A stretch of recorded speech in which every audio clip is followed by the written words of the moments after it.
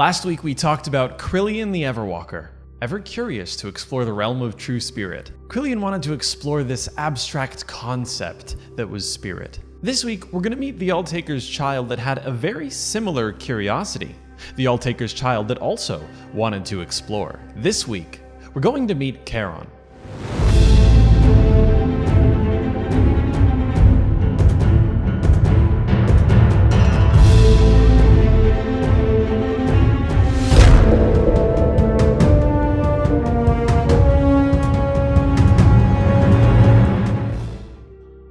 This is the School of the Dead. I am Andrew Seco, your host and teacher for the day. As always, I will link any supplementary texts and material so that you can go and continue your research on your own, but our main and primary textbook for the day will continue to be The Chronicle of the Underworld. So let's continue to meet the Alltaker's children. Today we're going to meet Charon, the ferryman.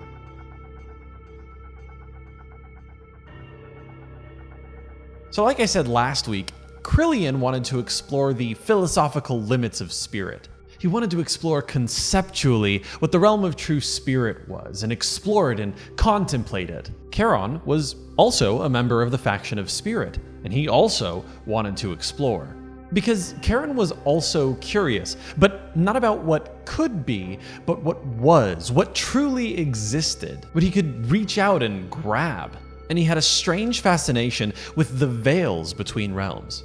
We've talked about the veils between realms before. Between the underworld and the celestial realm, there's the Veil of Dreams. Between the underworld and the mortal realm, there's the Veil of Shadows. In the early days of the underworld, Charon traversed the Veil of Shadows to deliver souls from the mortal realm to the underworld. He would take mortals safely through the veil. But while Charon projects the identity of a faithful celestial courier of souls, he is in fact a clandestine agent of the Alltaker's rebellion, stashing one special soul at a time in the underworld. And that's sort of the nature of the rebellion itself, a false compliance with the Celestials, all the while taking just enough off the top to grow stronger. So Charon took mortal souls safely through the veil. But he noticed something strange. Signs of life within the veil, and not just creatures or beasts, mortals. He saw their footprints, so to speak, and he took it upon himself to bring them safely to the underworld from within the veils. It seems that there were beings that didn't die, they simply wandered straight into the Veil of Shadows, searching for their way to the other side. These are the undead in the underworld. Some call them ghouls, but they have many names. Many tribes came through, and Charon guided them to the best of his ability. But Charon found more than just tribes. He found some souls lost in transit. So Charon acted as more than just a ferryman.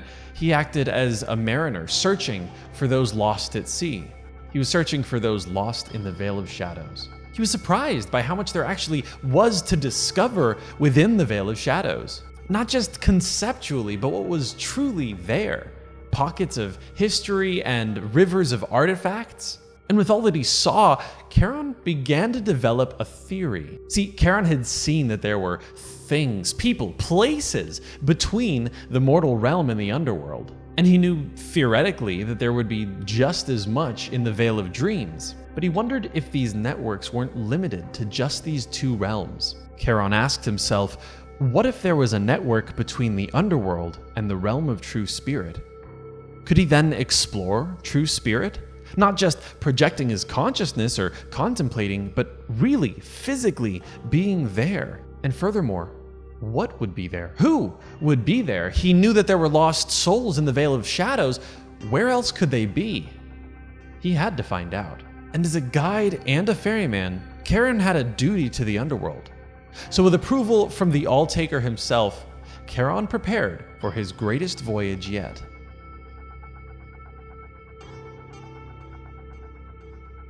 Charon was to assemble a small crew, a crew of trusted mourners who didn't fear the unknown but embraced it. He picked 2 other mourners, one from each faction. After all, only the underworld united can succeed. So he picked a scribe from the faction of Bone, Nexus. It was her role to record the voyage with perfect precision. Every turn and every observation had to be recorded and cataloged for when they returned.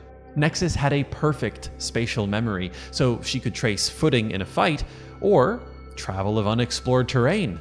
Charon also recruited an assassin from the Conclave of Shadows that went by the name Needles. In the Conclave of Shadows, Needles is a title and a name. A title only held by one apex assassin at a time, a title to be defended. There was no telling what dangers they would face in the unknown, so they needed someone who could adapt to any challenge. And there was no one better for that than Needles. Charon's crew was to set off and search for evidence of a network between the underworld and the realm of true spirit. Charon theorized that if he drifted in the Veil of Shadows, he would eventually come out of the mouth of the river, so to speak. He could drift and find himself in a sea. And if there was a sea, then he could follow the shore and perhaps find other rivers.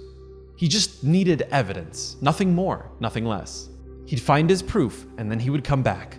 So Charon, Nexus, and Needles set off on a voyage that was supposed to be no longer than 3 Mayerdrem. Quick note, a Mayer is the equivalent of 1 day in the underworld. A Mayerdrem is the equivalent of 1 hour in the underworld. Okay, his voyage was supposed to be no longer than 3 Mayerdrem. But he took off into the Veil, and no one's heard from him since. But there are myths, rumors. Some Mortis Knights return from the harvest and bring back stories that have markers of Charon, images in the corner of their eyes, or perhaps a story they overheard in the mortal realm. But no one knows where he is. No one knows if he survived.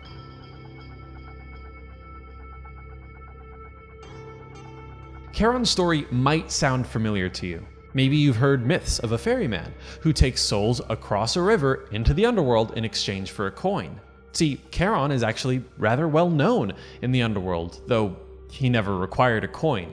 There are footprints of the underworld in the mortal realm, and perhaps Charon is the biggest one, but there are more. There was an era of man where enlightenment was on the way, and mortals were truly close to understanding the world and its cosmic nature.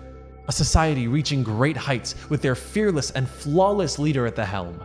But somehow, before the society reached its zenith, it fell. Does that not kinda sound like the story of Atlantis? Perhaps that's just a fragment of the blurring of mythologies.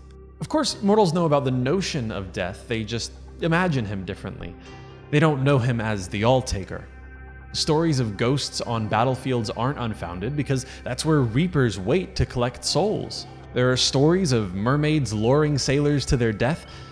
Have you seen Galavarb? All over, the underworld has left footprints in the mortal realm. I'll give you one more example. In the comic and motion comic called Rise of the Red Death, we learn about Avarkus, a mourner who is condemned to walk the mortal realm. Naturally, stories of him spread. And though many of these footprints are misunderstood and retold in strange, inaccurate ways, Charon's footprint is the closest to true. He is a guide meant to bring lost souls to the underworld.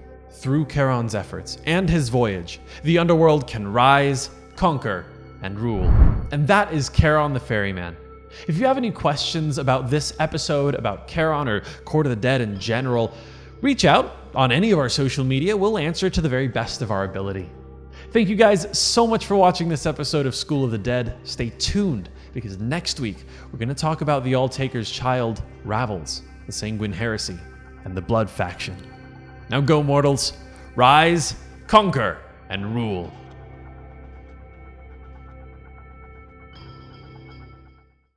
Did you enjoy that video?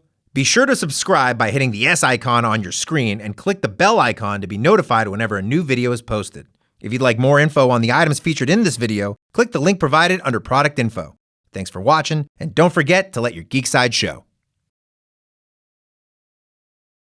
Did you enjoy that video? Be sure to subscribe by hitting the S icon on your screen and click the bell icon to be notified whenever a new video is posted. If you'd like more info on the items featured in this video, click the link provided under product info. Thanks for watching, and don't forget to let your geek side show.